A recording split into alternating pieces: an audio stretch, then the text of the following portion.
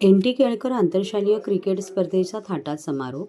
ठाणे जिल्ह्यातील क्रिकेट परंपरेचा मानबिंदू ठरलेला NT केळकर आंतरराष्ट्रीय क्रिकेट स्पर्धेचा समारोप मंगळवारी दादोजी कोंडदेव स्टेडियम येथे उत्साहात झाला. अंतिम सामन्यात श्री मा बालनिकेतन संघाने KC गांधी हायस्कूल संघावर तब्बल 178 धावांनी विजय मिळवत विजेतेपदावर आपले नाव कोरले. नाणेफेक जिंकून प्रथम फलंदाजी करणाऱ्या श्री मा बालनिकेतन संघाने 45 षटकात 252 धावा केल्या. प्रत्युत्तरादाखल KC गांधी हायस्कूल संघ 23.3 षटकात 74 धावांतच गारद झाला. स्पर्धेतील उत्कृष्ट गोलंदाज पुरस्कार श्री मा बालनिकेतनच्या आदित्य कौलगी याला देण्यात आला. त्याने संपूर्ण मालिकेत 17 गडी बाद केले. उत्कृष्ट फलंदाज म्हणून सेंट जोसेफ हायस्कूल डोंबिवलीच्या स्मित पोमेंडकर यांचा गौरव झाला, तर मालिकावीर पुरस्कार श्री मा बालनिकेतनच्या सार्थ पाटील याला देण्यात आला.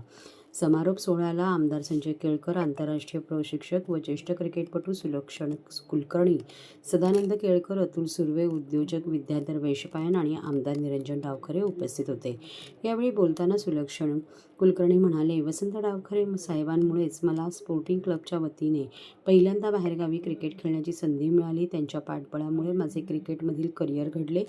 NT केळकर स्पर्धेला यंदा 49 वर्ष पूर्ण झाल्याचे सांगत ही स्पर्धा ठाणे जिल्ह्यातील सर्वोत्तम आंतरशालेय स्पर्धांपैकी एक असल्याचे त्यांनी नमूद केले. येथून अनेक राष्ट्रीय दर्जाचे खेळाडू घडल्याचा उल्लेख करत उत्कृष्ट मैदान, प्रशिक्षक आणि पंच ही या स्पर्धेची बलस्थाने असल्याचे त्यांनी सांगितले.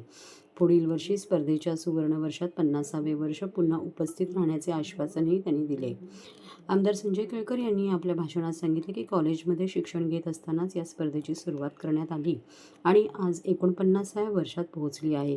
ही देशातील पहिली अशी आंतरशालेय क्रिकेट स्पर्धा असून येथे कोणतीही नोंदणी फी किंवा पंच फी घेतली जात नाही. ठाणे जिल्ह्यातील खेळाडूंना संधी देणे हा या स्पर्धेचा मुख्य उद्देश असून आतापर्यंत जिल्हा, राज्य आणि आंतरराष्ट्रीय पातळीवर 650हून अधिक खेळाडू या स्पर्धेतून घडल्याचे त्यांनी सांगितले.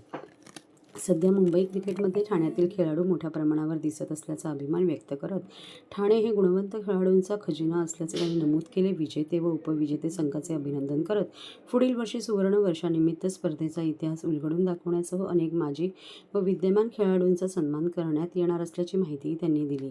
या समारोपाने NT केळकर आंतरशालेय क्रिकेट स्पर्धेने ठाणे जिल्ह्यातील क्रिकेट संस्कृती अधिक बळकट केल्याचे सूत्रसंचालक बाळाराम खोपकर यांनी सांगितले.